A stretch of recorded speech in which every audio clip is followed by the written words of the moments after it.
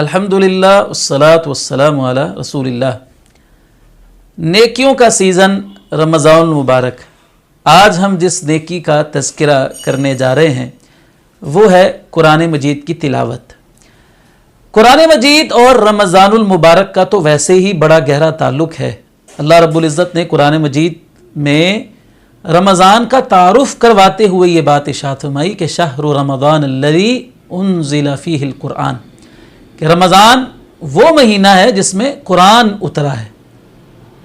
यानी रमज़ान का तो तारुफ़ ही कुरान मजीद के साथ अल्लाह ताला ने करवाया है। और रसूल करीम सल्लल्लाहु अलैहि वसल्लम की ये सुन्नत भी है कि जब रमज़ानुल मुबारक का महीना आता तो आप अलैहिस्सलाम हर साल हज़रत जिब्रील अमीन अलैहिस्सलाम के साथ कुरान मजीद का दौर किया करते थे। जब हम ये कहते हैं कि रमज़ान नेकियां कमाने का महीना है तो कुरान मजीद की तिलावत तो नेकियां कमाने का एक बहुत बड़ा ज़रिया है। वो इस तरह कि नबी करीम सल्लल्लाहु अलैहि वसल्लम ने फरमाया कि जो मुसलमान कुरान मजीद का एक हरफ तिलावत करता है तो उसको 10 नेकियां मिलती हैं।